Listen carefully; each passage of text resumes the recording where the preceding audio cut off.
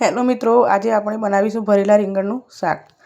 આ મેં રીંગણ લઈ લીધા છે ધોઈને સમારીને। આ એક રીંગણની નાના રીંગણની છ ચીરી કરી છે અને મોટા રીંગણની 8। અને આ લઈ લીધો છે મસાલો, લસણ વાટેલું, આદું વાટેલું, જીરું પાવડર, ધાણા પાવડર, મીઠું, મરચું, વાટેલા શિંગદાણા, મિક્સ નમકીન વાટેલું, રતલામી સેવ અને મીઠું અને લીલા ધાણા વાટેલા। આ મસાલામાં આપણે થોડું પાણી ઉમેરી દઈશું।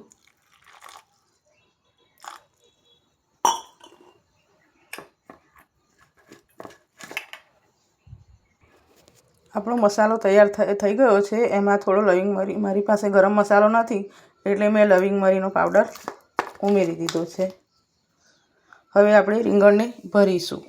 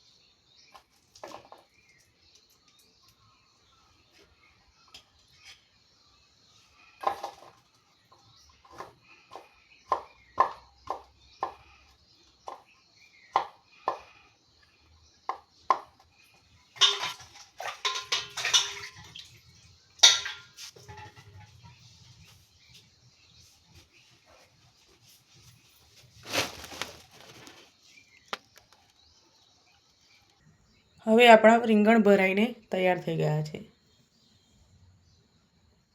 આ મસાલો આટલો આપણે વધ્યો છે, એમાં થોડું પાણી ઉમેરી દઈશું અને મિક્સ કરી લઈશું।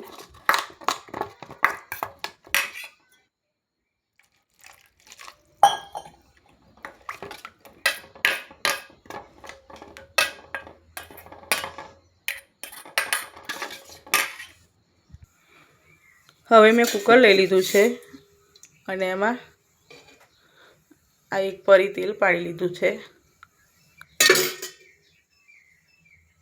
એમાં આપણે આ રીંગણ મૂકી દઈશું।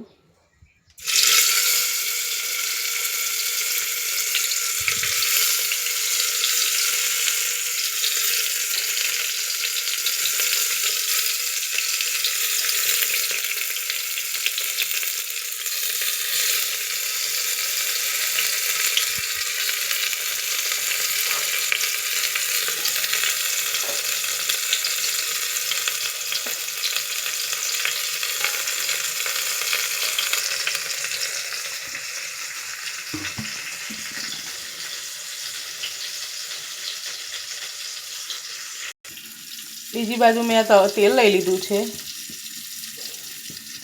તેલ ગરમ થાય એટલે એમાં આપણે રાઈ ઉમેરીશું.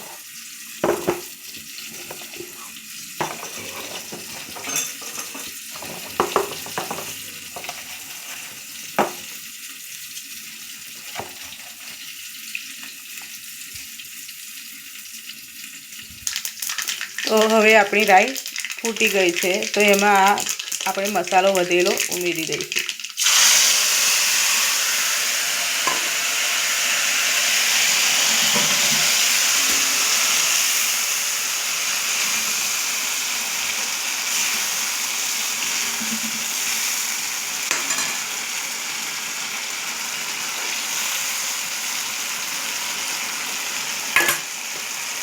તો મસાલો બરાબર સતળાય ત્યાં સુધી આપણે એને થવા દઈશું.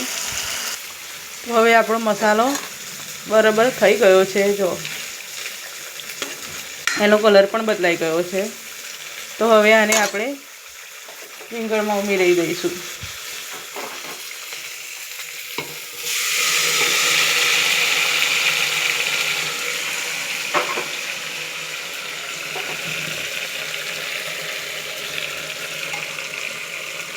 જો મિત્રો, તો આપણે જોઈ શકીએ છીએ હવે આપણે 10 મિનિટ સુધી ધીમા ગેસે કુકરમાં થવા દઈશું રીંગણને. હવે આપણું રીંગણના રવૈયાનું શાક બનીને તૈયાર થઈ ગયું છે. એમાં આપણે લીલા ધાણા ઉમેરી દઈશું.